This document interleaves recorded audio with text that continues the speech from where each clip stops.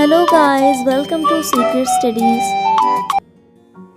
तो ये चैप्टर बिस्मिल्लाह खान के बारे में है कि बिस्मिल्लाह खान एक शहनाई बजाने वाले थे और वो कैसे शहनाई जैसे इंस्ट्रूमेंट को बहुत ज़्यादा फेमस किए और उसको एक लेवल तक लाएं।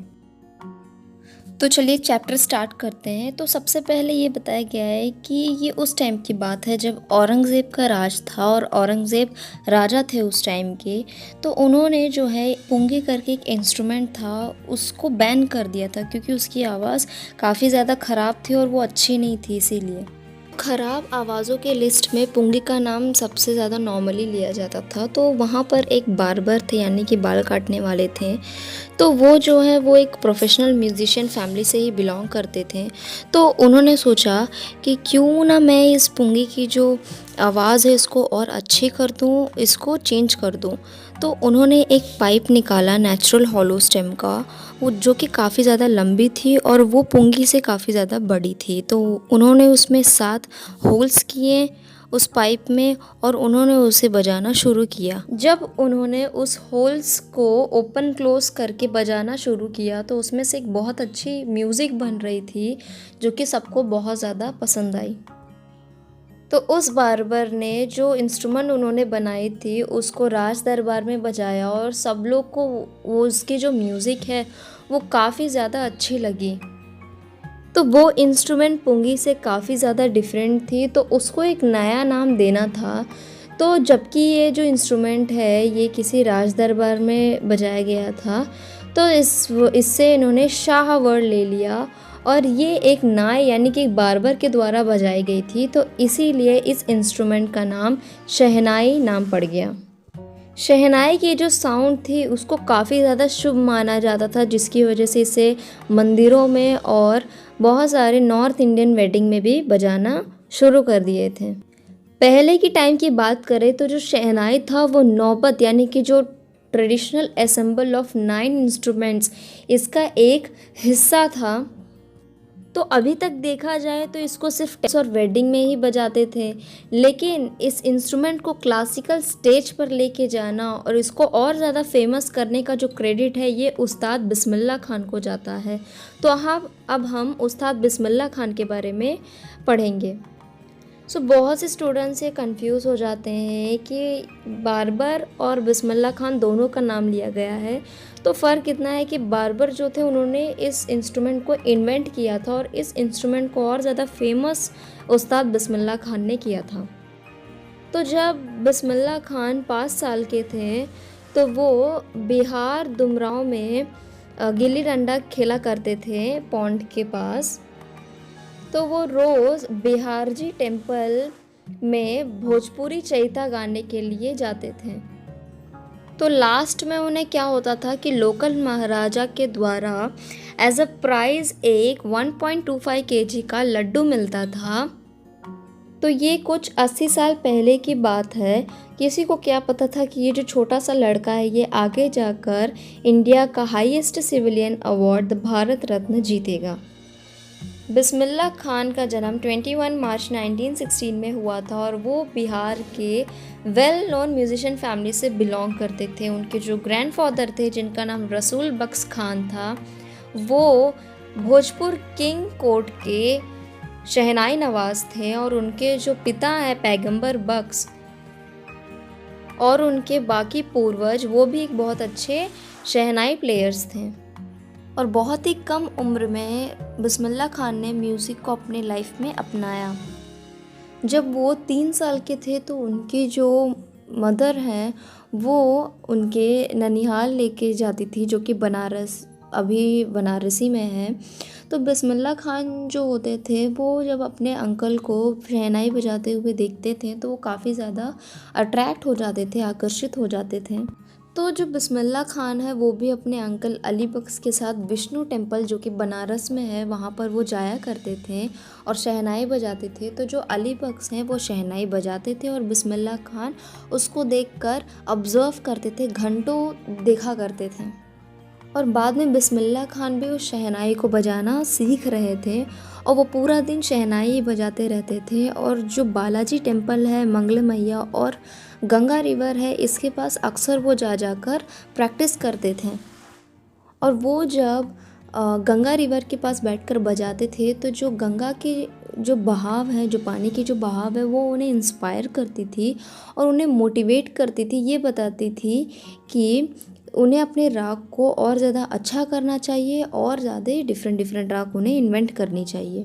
जब बिस्मिल्लाह खान 14 ईयर्स ओल्ड के थे तो बिस्मिल्लाह खान इलाहाबाद म्यूज़िक कॉन्फ्रेंस अपने अंकल के साथ ज्वाइन किए और एक परफॉर्मेंस के एंड में उस्ताद फ़याज़ खान ने उनकी पीठ थपथपाई और उन्होंने कहा कि तुम मेहनत करो, जो तुम चाहते हो वो तुम कर सकते हो। और जब ऑल इंडिया रेडियो खुला तो लखनऊ में 1938 में, तो वो बिस्मिल्लाह खान के लिए एक बहुत बड़ा बिग ब्रेक था, यानी कि एक बहुत बड़ी अपॉर्चुनिटी थी। तो जल्द ही क्या हुआ कि रेडियो में वो सबसे ज़्यादा सुनने जाने वाले शहनाई प्लेयर बन गए। जब इंडिया को 15 अगस्त 1947 में इंडिपेंडेंस मिला तो बिस्मिल्लाह खान ऐसे पहले इंडियन थे जो अपनी शहनाई से हमारे नेशन को ग्रीट करे। उन्होंने रेड फोर्ट के पास राग काफ़ी गाया और जिसके ऑडियंस में पंडित जवाहरलाल नेहरू भी इंक्लूड थे, जो कि बाद में जाकर अपना जो फेमस स्पीच है ट्रस्ट विद डेस्टिनी, ये स्पीच उन्होंने बाद में दिया था। बिस्मिल्लाह खान ने कई सारे यादगार परफॉर्मेंसेस दिए हैं इंडिया में भी और इंटरनेशनल यानी कि अब्रॉड में भी। बिस्मिल्लाह खान का जो फर्स्ट ट्रिप था अब्रॉड में वो था अफ़गानिस्तान, जहाँ पर जो किंग ज़ाहिर शाह थे वो उनसे काफ़ी ज़्यादा खुश थे, उनकी जो टैलेंट है उससे। तो उन्होंने उन्हें प्राइसलेस गिफ्ट्स दिए काफ़ी सारे, जैसे कि पर्शियन कार्पेट्स और बहुत सारे सोने चांदी, ये सब भी उन्होंने उन्हें गिफ्ट के तौर में दिए थे। और सिर्फ अफ़गानिस्तान के जो किंग है वही सिर्फ इनसे खुश नहीं थे, इनके टैलेंट से, बल्कि बहुत सारे जो फिल्म डायरेक्टर्स थे जैसे कि विजय भट्ट, वो भी काफ़ी ज़्यादा इम्प्रेस थे बिस्मिल्लाह खान के शहनाई जो वो प्ले करते थे उससे। तो उनके ऑनर में इन्होंने एक फिल्म का नाम भी रख दिया था इनके इंस्ट्रूमेंट पर, गूंज उठी शहनाई। और वो फिल्म काफ़ी ज़्यादा हिट गई और बिस्मिल्लाह खान का एक कंपोजिशन भी था जिसका नाम था दिल का खिलौना है टूट गया, जो पूरे नेशनल वाइड में चार्ट बास्टर रही थी। बिस्मिल्लाह खान के साथ काम करने का मौका दो ही डायरेक्टर्स को मिले थे। एक थे विजय भट्ट जिन्होंने गूंज उठी शहनाई इसको उन्होंने किया था, और एक विक्रम श्रीनिवास कन्नड़ में, जो कि सनादि अपन्ना करके एक गाना था। तो उनको ये फिल्म इंडस्ट्री उतनी पसंद भी नहीं थी। उनका कहना था कि उनको ये आर्टिफिशियल और ग्लैमर वर्ल्ड जो है फिल्म वर्ल्ड का, ये उनको पसंद नहीं है। तो इसके बाद बिस्मिल्लाह खान एक ऐसे पहले इंडियन थे जिनको प्रेस्टिजियस लिंकन सेंटर हॉल में इनवाइट किया गया था, जो कि यूनाइटेड स्टेट अमेरिका में है। और उन्होंने मॉन्ट्रियल वर्ल्ड एक्सपोजिशन में भी पार्ट लिया और उन्होंने कैनिस आर्ट फेस्टिवल में भी वो गए, ओसाका ट्रेड फेयर में भी वो गए। तो उनको इंटरनेशनल काफ़ी ज़्यादा लोग जानने लगे थे। सो ये सब जगह का नाम है जो याद रखना पड़ेगा। और इतने वो फेमस हो गए थे इंटरनेशनली कि उनके ही नाम पर तेहरान में एक ऑडिटोरियम भी बनाया गया जिसका नाम था तहर मौसीकी उस्ताद बिस्मिल्लाह खान। बिस्मिल्लाह खान को कई सारे नेशनल अवार्ड्स में मिले हैं, जैसे कि पद्मश्री, पद्म भूषण, पद्म विभूषण, और 2001 में उस्ताद बिस्मिल्लाह खान को इंडिया का highest civilian award Bharat Ratna भी मिला। और जब उनको ये अवार्ड मिला तो उन्होंने इस अवार्ड को अपने सीने से लगाकर कहा कि अपने बच्चों को म्यूज़िक सिखाओ, क्योंकि जो म्यूज़िक है वो हमारे हिंदुस्तान का सबसे रिचेस्ट ट्रेडिशन है। और यहाँ तक कि जो वेस्ट के लोग हैं वो भी हमारे कंट्री में म्यूज़िक को सुनने के लिए आते हैं, हमारे जो म्यूज़िक है उसको सुनने के लिए, सीखने के लिए आते हैं। उन्होंने लगभग ऑल ओवर वर्ल्ड ट्रैवल किया है। उनको प्यार से खान साहब की कहा जाता था, लेकिन फिर भी उनको बनारस और दुमराव ये दो उनकी फेवरेट जगह थी जो कि वो कभी नहीं भूलते थे। और एक बार तो उनके स्टूडेंट ने ये भी कहा बिस्मिल्लाह खान से कि आप हमारे जो शहनाई स्कूल है जो कि यूएसए में है उसको हेड करिए। और उस स्टूडेंट ने उन्हें प्रॉमिस भी किया कि जो बनारस का एटमॉस्फेयर है वो उसको वहाँ पर वैसे क्रिएट कर देंगे और जो मंदिर है वो भी वैसे ही बना देंगे। लेकिन खान साहब यानी कि बिस्मिल्लाह खान ने पूछा कि क्या तुम रिवर गंगा को ट्रांसपोर्ट कर सकते हो, लेके आ सकते हो उधर? तो वो कुछ भी नहीं बोल पाया। तो बिस्मिल्लाह खान यही बोलते हैं कि जब भी मैं फ़ॉरेन कंट्री में जाता हूँ तो मैं बहुत उतावला होता हूँ हिंदुस्तान को वापस जाने के लिए, वहाँ पर देखने के लिए। और जब वो मुंबई में होते हैं तो वो बनारस के बारे में ही सोचते हैं, वो गंगा रिवर के बारे में ही सोचते हैं। और जब वो बनारस में होते हैं तो वो डुमरांव का जो सबसे ख़ास मट्ठा है वो उसको मिस करते हैं। सो एट लास्ट यही बोला गया है कि जो उस्ताद बिस्मिल्लाह खान है ये एक परफेक्ट एग्जाम्पल है हमारे rich cultural heritage of India का।